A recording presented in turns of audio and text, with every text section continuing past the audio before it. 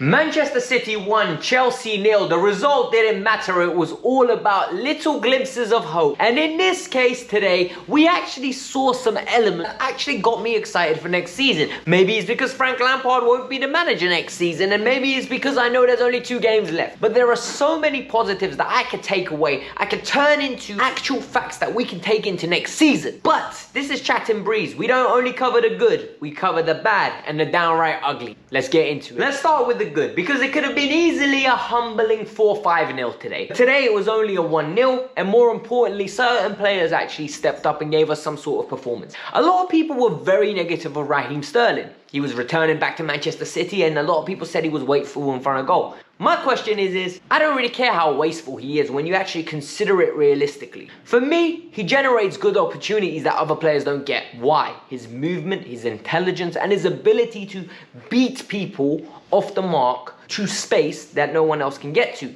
So the reality is that Raheem Sterling needs to be a sample in the team next year. Raheem Sterling guarantees you around about 15 to 17 goals in an attacking team, a team that generates chances, a team that generates patterns of play, and we saw that today. Enzo Fernandez sent him through one-on-one. Raheem Sterling messed it up.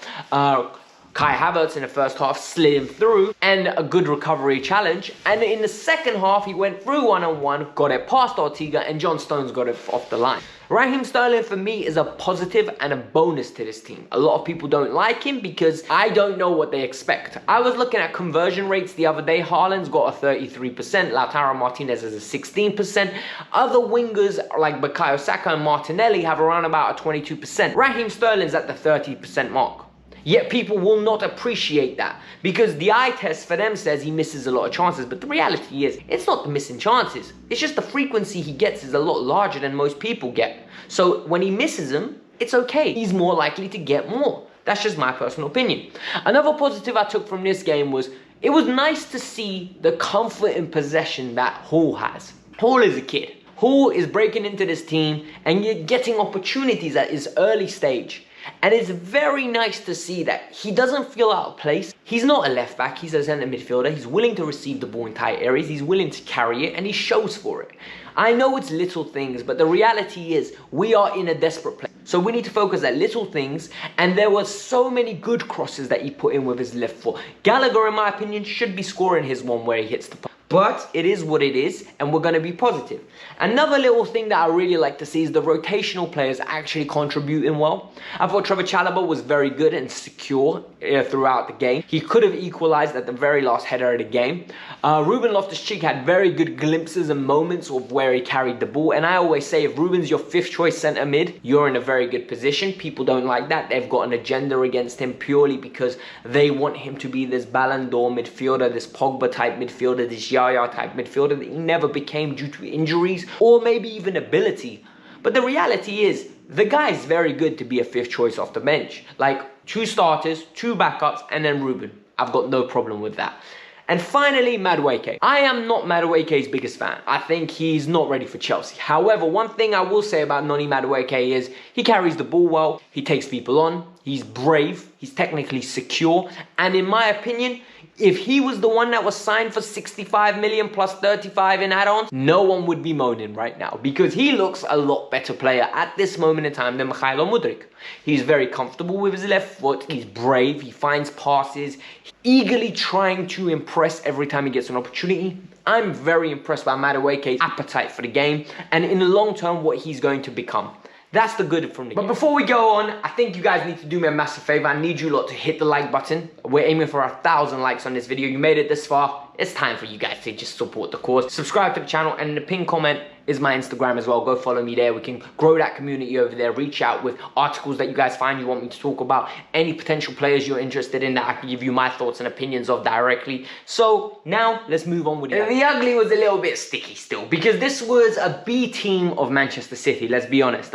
They had a lot of young players accompanied with a lot of squad players. And yes, granted, they did have Riyad Mahrez, Phil Foden and Alvarez. But they also had Cole Palmer, Rico Lewis, and accompanied with a backup goalkeeper. Yet we still did struggle to generate a lot more chances. Why is this happening? Because I always think that the ugly truth is needed. Number one, The goal they scored came from Fofana mistake. And a lot of people are going to point the finger at Fofana. Wesley's unacceptable. You can't be passing the ball like that. I think that happens when you don't know what you're doing when you're playing out the back. In essence, you're playing out the back and every little pattern that you normally practice in training doesn't exist anymore because you're not doing it in training. I don't know what they do Monday to Friday prior to these games, but it's not build-up work. Because the reality is every time a player takes a ball, he has to look up and almost, there's no automation. There's no, I know I'm going to pass it here, he's going to move there, so I need to be over there. It's very, look up, play the free man. Look up, play to the free man. Look up, play to the free man. And that requires an additional second. So a team that has their press on fleek, the way that Manchester City do, they're going to exploit it and you're going to make a mistake. And in this case, Fofana had all the time in the world, overthought it, lazy pass, not sharp, no technique, boom. Mistake, we get punished 1-0 by Julian Alvarez. People are going to blame Kepa. I'm not blaming him this time. I'm tired of blaming Kepa. Finally, in the final third as well, we saw what was the issue. Once again, patterns of play. Frank Lampard's coaching is beyond ridiculous. It's beyond preposterous at this moment in time. Some would even say it's ludicrous and it's gross misconduct walking. Fact of the matter is, it's simple as this. We look like we're thinking too much in the final third. No one's making runs. No one knows which run they're going to make. No one knows which run they're going to have to pass to, because the reality is some players aren't even making runs because they're bare confused. They look lost, they look foolish, and they look stubborn. And for me, that's a problem. Frank Lampard's coaching days are over. And the fact of the matter is, I can't wait for this season to end and for us to get a genuine coach, because the progress we're going to see in just 6 weeks under an adequate coach, I can't wait. But of course, there are some bad things that we need to talk about. This low-level bad things, because no one was horrible. I think Hall is not a left back. We're seeing this on a religious basis now. Like, he always gets exploited there because he always gets put up about someone pacey and someone that can take him on one-on-one. I want to see Hall in the midfield. I was very frustrated with the fact that Carney Chukwuemeka didn't play. Carney didn't get to go to the World Cup. He didn't get the opportunity to go to the Under-20 World Cup because Frank Lampard said we need him. You give him 10 minutes. You give him 10 bloody minutes ahead of somebody like a Ruben Loftus-Cheek, who won't be here next year. A Conor Gallagher, who won't be here next year, hopefully. So it's really frustrating when you actually see that. And finally, this is the biggest one. Conor Gallagher is out of his depth. I look at Conor Gallagher's performance today. Final third, lazy. There was one instance where Ruben Loftus-Cheek gets the ball, dribbles past 3-man, absolutely nutmegs Calvin Phillips, and it gives it to Conor Gallagher. Conor Gallagher has to do a nice simple pass on his left foot behind Kai Havertz, and that summarized him. I thought Kai had a good game today, linking up play here and there, just being Kai. You know, like nothing special, nothing out of the ordinary, just pure target man vibes. Like, for someone that's not a number 9 and a target man, he's actually very good at integrating other players into the game and getting the best out of him. Conor Gallagher, just not Chelsea quality. But guys, this was the Kavkas View.